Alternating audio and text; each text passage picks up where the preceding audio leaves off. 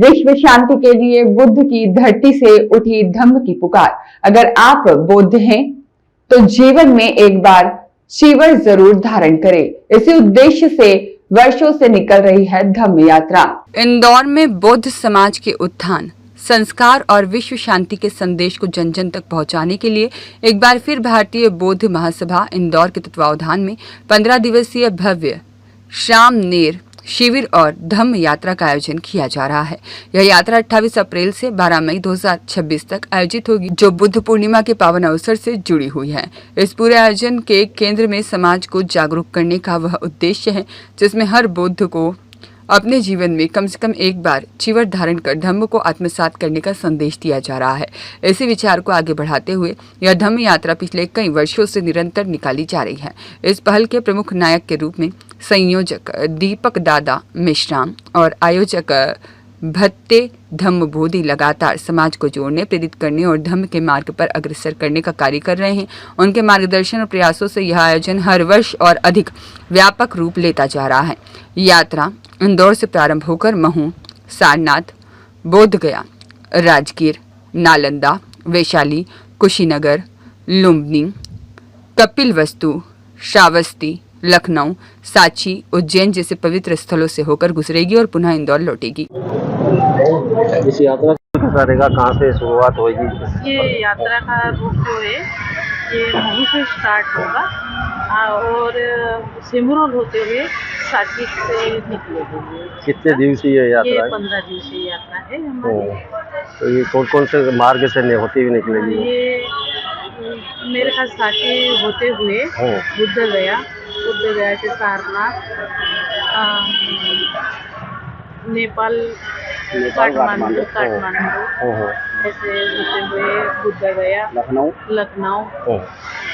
और समाज को आप इस यात्रा के उद्देश्य से क्या उद्देश्य देना चाहेंगे इसको? हम इस यात्रा से ये उद्देश्य देना चाहते हैं कि अभी जहाँ ऐसा माहौल चल रहा है, कहीं पर तलवार चल रही है तो कहीं कैसे चल रहे, लेकिन ये हमारा ये है, हमारे धम्म में ये है कि हम शांति से ना तलवार चलाना है ना कुछ करना है, शांति का मार्ग अपना है और शांति के मार्ग से ही बिना तलवार से बिना इससे यात्रा धम्म की यात्रा को पूरा करें। आपका सुपरिचय?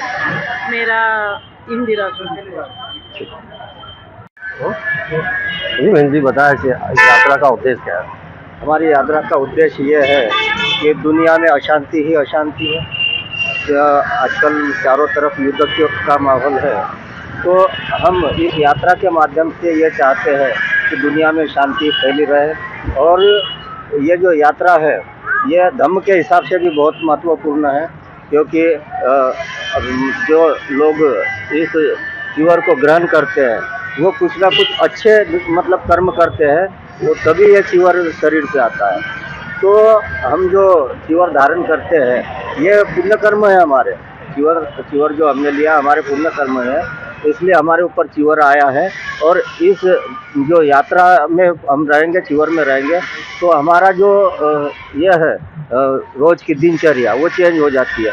मतलब अच्छे कर्म ही करने के लिए हम प्रोत्साहित करते हैं कि लोग अच्छे कर्म करें और अपने जीवन को सफल बनाएं। दिनचर्या जैसे आपने बोला है कि दिनचर्या कैसी रहेगी? दिनचर्या जैसे हम घर में चाहे जैसे रह सकते हैं, मतलब दोपहर को उठेंगे, कभी भी उठ सकते हैं, कभी भी सो सकते हैं, लेकिन यहाँ सोने का टाइम, खाने का टाइम, रहने का टाइम, उठने का, बैठने से लेके तो सारे नियम है। बुद्ध के धर्म में 228 नियम है और 10 शील है।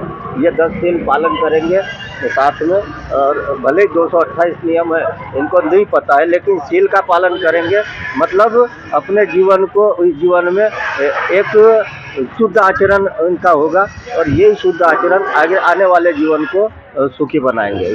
आपका सुपरिचय? मेरा नाम भत्ते धम्म बोधि, यहीं से इंदौर के माध्यम से प्रतिवर्ष अनुसार सामनेर शिविर और धम्म यात्रा का आयोजन किया जाता है। अभी ये तीसरा आयोजन है और ये आयोजन प्रत्येक वर्ष अनुसार हर वर्ष होएगा। बस इसका एक मेन उद्देश्य है कि यदि आप बुद्धिस्ट है तो कम से कम आपके शरीर पे एक बार चीवर का होना जरूरी है। और चीवर का महत्व अभी भंत जी ने बताया है कि चीवर उसी के शरीर पर डलता है जिसने कहीं ना कहीं बड़े अच्छे पुण्य कार्य किए हो। इसी कारण से ये चीवर दिया जा रहा है। और अभी जैसे भंत जी ने बताया कि विश्व के अंदर जो अशांति का माहौल भी है और जगह जगह देखा जाए तो बहुत सारी अव्यवस्था पनप रही है। जाति धर्म भेदभाव ऊंच नीच जमाने भर का मामला चल रहा है।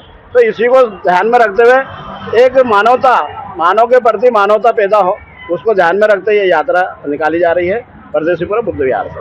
अच्छा, अभी कितने सालों से निकल रही है? अभी ये इस यात्रा को 3 साल हो गए हैं और ये प्रत्येक वर्ष अनुसार निकलेगी। इसमें हमारे रमेश मेंदोला जी का भी योगदान है, उनका भी हम धन्यवाद करते हैं इसके माध्यम से। आपका शुभ। दीपक मेश्राम, रियाज खान की रिपोर्ट।